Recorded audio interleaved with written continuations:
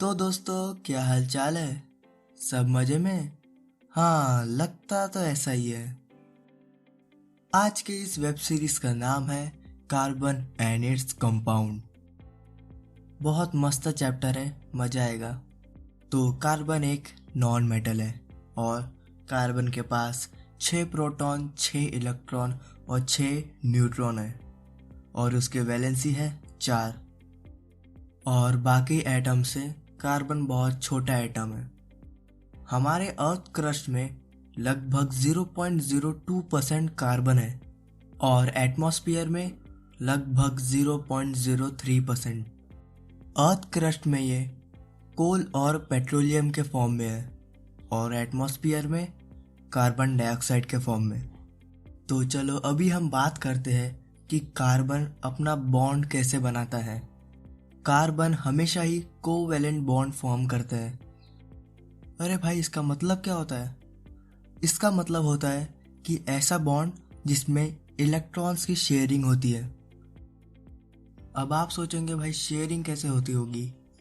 अभी इस डायग्राम में देखिए, ये जो लाल लाल डॉट है वो कार्बन के 4 इलेक्ट्रॉन्स है और ये जो क्रॉस क्रॉस बने हुए हैं वो हाइड्रोजन का इलेक्ट्रॉन है। तो ये लोग क्या कर रहे हैं, ये अपना इलेक्ट्रॉन ना दे रहे हैं ना किसी से ले रहे हैं। ये इलेक्ट्रॉन्स शेयर कर रहे हैं। कार्बन को 4 इलेक्ट्रॉन चाहिए थे, उसको 4 इलेक्ट्रॉन हाइड्रोजन से मिल गए और हाइड्रोजन को बस एक ही इलेक्ट्रॉन चाहिए था ताकि वो नोबल गैस समान बन सके, और वो इलेक्ट्रॉन उसे कार्बन से मिल रहा है। इसमें कोई ना किसी को इलेक्ट्रॉन दे रहा है ना किसी से ले रहा है, बस इसमें शेयरिंग हो रही है और इसी शेयरिंग को हम कोवैलेंट बॉन्ड बोलते हैं। अब आप सोचेंगे कि एक कार्बन बस कोवैलेंट बॉन्ड ही फॉर्म क्यों करता है। ऐसा इसीलिए क्योंकि वो ना किसी को इलेक्ट्रॉन दे सकता है ना किसी से इलेक्ट्रॉन ले सकता है। पर ऐसा भी क्यों, वो ना किसी से इलेक्ट्रॉन ले सकता ना किसी को दे सकता है? ऐसा इसीलिए अगर वो इलेक्ट्रॉन डोनेट करने जाएगा तो उसको बहुत ज़्यादा पावर की रिक्वायरमेंट होगी और इतनी एनर्जी कार्बन नहीं दे सकता है। और अगर वो इलेक्ट्रॉन गेन करेगा तो उसके पास 10 इलेक्ट्रॉन हो जाएंगे, पर उसका जो न्यूक्लियस पहले 6 इलेक्ट्रॉन को होल्ड करके रख रहा था वो और 4 इलेक्ट्रॉन मतलब लगभग 10 इलेक्ट्रॉन को होल्ड नहीं कर पाएगा। इसी कारण वो हमेशा कोवैलेंट बॉन्ड ही फॉर्म करता है। अगर इतना समझ गए होगे तो चलो कोवैलेंट बॉन्ड के कुछ टाइप्स देख लेते हैं। पहला है single covalent bond. Single covalent bond में बस एक ही इलेक्ट्रॉन्स की शेयरिंग होती है। As an example fluorine. Fluorine के आखिरी शेल में बस 7 इलेक्ट्रॉन है, उसको बस एक इलेक्ट्रॉन की ज़रूरत है। वो दूसरे फ्लोरीन के साथ बॉन्ड बनाता है और वो नोबल गैस का स्टेट पा लेता है। दूसरा टाइप है double covalent bond. Double covalent bond में 2 इलेक्ट्रॉन्स की शेयरिंग होती है। As an example oxygen. और ये आखिरी बॉन्ड है ट्रिपल कोवैलेंट बॉन्ड। इसमें 3 इलेक्ट्रॉन की शेयरिंग होती है। As an example nitrogen. तो चलो हाइड्रोजन अपना बॉन्ड कैसे फॉर्म करता है, चलो देखते हैं। तो हाइड्रोजन के पास है 1 इलेक्ट्रॉन और दूसरे हाइड्रोजन के पास भी है 1 इलेक्ट्रॉन।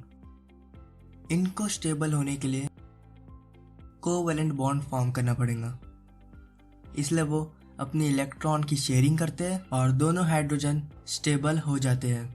इतना समझ गए होंगे तो चलो अब हम पढ़ते हैं एलोट्रॉपी। ऐसे एलिमेंट्स जो 2 और 2 से ज़्यादा फॉर्म में एग्जिस्ट करते हैं उन्हें हम एलोट्रॉप्स बोलते हैं और इस फेनोमेनन को हम एलोट्रॉपी बोलते हैं।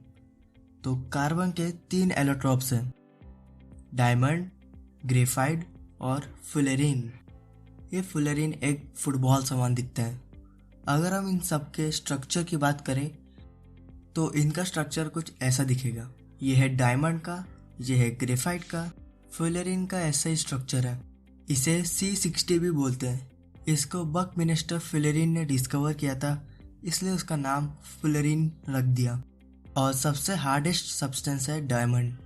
ऐसा इसीलिए क्योंकि इसका स्ट्रक्चर 3 डायमेंशनल है। और बहुत ही स्ट्रॉन्ग कोवैलेंट बॉन्ड से बंधा हुआ है। और अगर हम ग्रेफाइट की बात करें तो ग्रेफाइट लेयर्स में है और उनके बीच का फोर्स बहुत ही वीक है। इसी कारण हम पेंसिल से बहुत आराम से लिख पाते हैं। Versatile nature of carbon. Carbon का इतना अडेप्टिव नेचर क्यों है? इसके भी कई कारण है।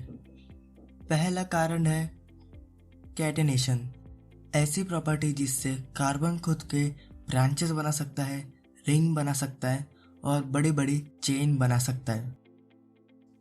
टेट्रावैलेंसी ऑफ कार्बन, मतलब ऐसे एलिमेंट जिसके पास 4 वैलेंसी रहते हैं, जैसे कार्बन के पास है। और ये एलिमेंट बहुत से एलिमेंट्स के साथ बॉन्ड बना सकते हैं। एज एन एग्जाम्पल हाइड्रोजन आपने पहले भी देख चुका है। ये सिंगल लाइन का मतलब सिंगल कोवैलेंट बॉन्ड।